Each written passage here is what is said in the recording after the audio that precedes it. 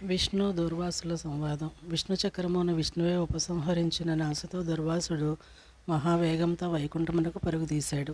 ఓ జగన్నాథ, ఈ చక్రము బారి నుండి నన్ను కాపాడనుచు నారాయణుని పాదములపై వరాలెను.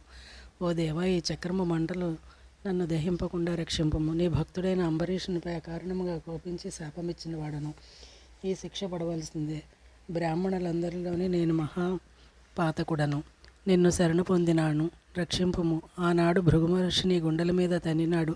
అతనిని క్షమించితివి కదా, అట్లే నన్ను కూడా క్షమించి రక్షింపుమని ప్రార్థించాడు. అందుకు విష్ణువు, మునీశ్వర, నాకు బ్రాహ్మణులే దేవతలు. విశేషించి నీ వంటి తపోధనుల గురించి వేరే చెప్పవలెనా? నీవు సాక్షాత్తు శంకరుడువు, బ్రహ్మస్వరూపుడవు కూడా. జడలతోనూ కోపంతోనూ భయంకరంగా ఉండి నీ ముఖమును శాస్త్రసమ్మతమై ఉన్నది కదా. ఉపవాసము కలిగిన దాహం తీర్చుటకే జలపానం చేసినవాడు. అందులో దోషమేమున్నది? నీ కోపం అతనిపై చూపుటకు వేరే సందు దొరకక ఇది వంకగా పెట్టి అతన్ని శపించినావు. అతడు సమస్త శాస్త్రములను తెలిసినవాడు. అట్లు శాస్త్రవిరుద్ధము కాకుండా ఇటు ద్వాదశి వ్రతభంగం కాకుండా జలముతో పారణ చేశాడు.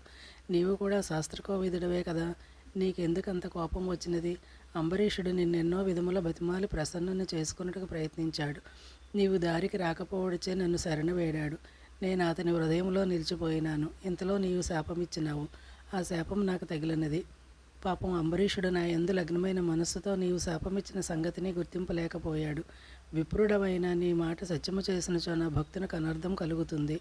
భక్తునికి ప్రేమ చేసినచో విప్రవాక్యం అసత్యమగును. ఏమి చేయుటే అని ఆలోచించి నీ శాపము నేను గ్రహించి తిని నా భక్తులకు కలిగిన దుఃఖములను నేను నివారింతును. అంబరీషుడు ధర్మాత్ముడు. అది గమనించక నీవు అతనికి శాపమిచ్చావు. నీవు అధర్మపరుడవు. వేదములందు వర్ణాశ్రమాచారములను బట్టి మనుషులకు ధర్మములు చెప్పబడినాయి. స్త్రీలకు కొన్ని, పురుషులకు కొన్ని ధర్మములు దేశకాలమును బట్టి చెప్పబడినాయి. మనుషులు వానిని ఎన్నడూనూ విడనాడకూడదు. వేదములు చెప్పిన ప్రకారము ఏకాదశి నాడు ఉపవాసము, ద్వాదశి నాడు పారణ మానవులకు ఆచరణీయములు. ఈ రెండింటినీ కాదని విడిచివినవాడు ధర్మాత్ముడు కాలేడు. ద్వాదశి పారణ విడిచినను ఏకాదశి విడిచినట్లుగును. నా యందలి భక్తికి లోపం కలుగునని భయంతో ద్వాదశి వెళ్ళిపోకుండా జలపారణ చేసినాడు. అందుకు నీవు అతన్ని శపించినావు. విప్రోత్తమ, విచారింపకు. నీ శాపం నాకు వరమైనది. ఈ రూపములు ధరించవలసి ఉన్నది. ఈ కల్పములైన నేను శంఖాసురుని వధించి జగత్తును కాపాడుకొనుటకు, మనువును రక్షించుకొనుటకు మహామీనావతారం ఎత్తుదును. దేవదానవులు అమృతం కోసం సముద్రం వధింతురు. అప్పుడు మందరగిరి కృంగిపోకుండా తాబేలు రూపం ఎత్తుదును. హిరణ్యాక్షుడను రక్కసును వధించి భూమిని సముద్రము నుండి ఉద్ధరించుటకు వరాహ రూపమగుదును. హిరణ్యకశపుడైన దైత్యుని వధించుటకు వికృత ముఖంతో నరసింహుడై అవతరిస్తాను.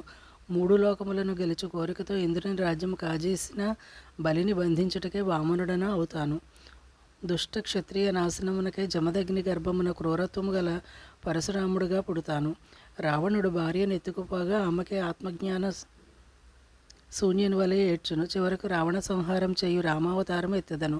యదువంశంలో మహాజ్ఞాన సంపన్నుడై ఉండి గోపికలతో రమించు రాజ్యము లేని కృష్ణుడిగా పుట్టెదను. కలియుగమునందు పాషండ మతమును వ్యాప్తి చేయుటకే బుద్ధుడని పేరుతో జన్మిస్తాను. కలియుగాంతంలో బ్రాహ్మణ ద్వేషులైన శత్రువులను నాశనము చేయుటకే బ్రాహ్మణ వంశము కలికిమూర్తిగా అవతరిస్తాను. ఈ విధముగా 10 జన్మలు ఎత్తి లోక సంరక్షణం చేసి నీ వాక్యము నిజము చేసేదనని శ్రీమన్నారాయణుడు దూర్వాసునితో చెప్పాడు. 26వ అధ్యాయం సంపూర్ణం. తర్వాతి కథలో అంబరీషుడు దూర్వాసుని కాపాడుట. ఇట్లు తన దశావతారముల గురించి చెప్పి శ్రీనాథుడు మరలా దూర్వాసునితో ఇట్లా అన్నాడు. నీవు అంబరీషుని శపించినావు. ఆ శాపము నేను గ్రహించినాను. అది నాకు సంతోషం కలిగించింది. ఈ శాపం వంకతో భూలోకమున దిష్ట శిక్షణం చేయుటకు నీ మాట వేదవాక్కు వంటిది. నేను దానిని నిజం చేయవలను. లేకపోయినచో బ్రాహ్మణ గౌరవమునకు భంగము కలుగును. దూర్వాస వెళ్ళు. అంబరీషుడు బ్రాహ్మణుని అవమానించానని విచారించుచు నిరాహారుడుగా ఉన్నాడు.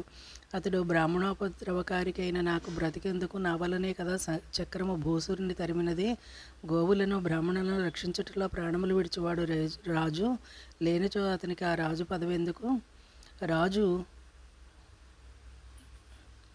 స్వేదజ, అండజ గుడ్డు నుండి పుట్టినవి ఉద్భిజ జరాయుజములను 4 విధమైన జీవగణములను మంచి మార్గంలో నడిపించుచు పాలించవలెను. ఒక బ్రాహ్మణును దండింపవలనంచో సత్యధర్మరీతులు లాభాది దుర్గుణములు లేనివానగు బ్రాహ్మణులే కావాలను. బ్రాహ్మడు తప్పు చేసి ప్రాయశ్చిత్తము చేసుకునిచో అతని రాజు ధనమంతయు లాగుకొనట దేశ బహిష్కారము మున్నగు శిక్షలు వేయును. బ్రాహ్మణుడు దుర్మార్గుడే హింసలు చేయుచున్న రాజు అతనికి మరణశిక్ష వేయరాదు. తాను బ్రాహ్మణుని చంపినా తన కోసమే బ్రాహ్మణుడు చంపబడిన ఇంకొకని చేత విప్రుడు ఆ విప్రుడిని చంపించినను బ్రహ్మహత్య దోషం కలుగునని ధర్మశాస్త్రము.